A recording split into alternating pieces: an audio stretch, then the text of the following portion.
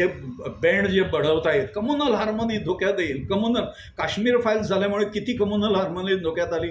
उलट popular front of इंडियाने पाकिस्तान जिंदाबाद घोषणा दिल्या आणि आता ते निषेध करतायत. त्यांनी डॉक्टर प्रमोद सावंतांच्या घोषणांचा निषेध केला. या लोकांना बॅन घातली पाहिजे. गोवा सरकार प्रयत्नात आहे की यांच्यावर बॅन यावा म्हणून. ते आता उघड डोक्याने फिरणार का आम्हाला सांगायला की आम्ही अराष्ट्रीय आहोत म्हणून? पॉप्युलर फ्रंटने पण एक हे केलेलं आहे, ट्विट केलं आहे की तुमच्यावरती कारवाई केली हो पाहिजे. ते देणारच, देशद्रोही देणारच ना. मी I am out in the open. ते देशद्रोही आहेत, पाकिस्तानशी संबंध आहेत, आतंकवाद्यांशी संबंध आहेत. यांच्या सगळ्या लीडर हे अटकेत आहेत आणि भारत सरकारकडे एवढं साहित्य जमा झालेलं आहे की त्याच्या आधारावर यांच्यावर बंदी घालावी असा विचार भारत सरकारचा चालू आहे म्हणून न्यूजही आलं. आणि आसामची गव्हर्नमेंटचा जो भाजपचा मुख्यमंत्री आहे सर्मा, त्यांनीही मागणी केलेली आहे. प्रमोदजी सावंतनी मागणी केलेली आहे. त्यामुळे हे लोक हे अँटी नॅशनल्स आहेत, गोव्याला धोका निर्माण करणारे आहेत, हे सिद्ध होतं ना.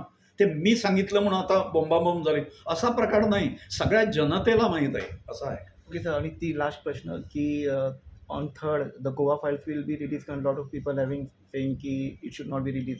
तुम्ही किती ते रिलीज करवायच्या? नाही, तो माझा कॉन्स्टिट्युशनल अधिकार आहे, हिंदूंचा घटनात्मक अधिकार आहे.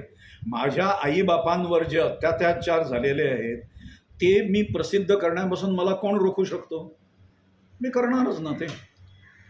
तुमच्या स्टेटमेंटनंतर पोलीस किंवा प्रशासनाने तुमच्याकडे काय कॉन्टॅक्ट केलं तुमचं? नाही, केलेलं नाही. आणि कोण तुमच्या हिंदू रक्षा महाआघाडीच्या व्यतिरिक्त आणि हिंदू नाही, संघटनांनी मला हिंदू संघटनांचे अनेकांचे फोन आले की काही जर असलं तर आम्ही आहोत आणि गोवाभर आम्ही याबद्दल राळ उठून देऊ.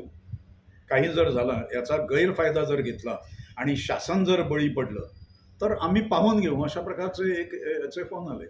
मला काही ख्रिश्चन बांधवांचे, मी त्यांची नावं सांगितलं तर त्यांना हे पाशेकोने जी धमकी मला दिलेली आहे की मी पाहून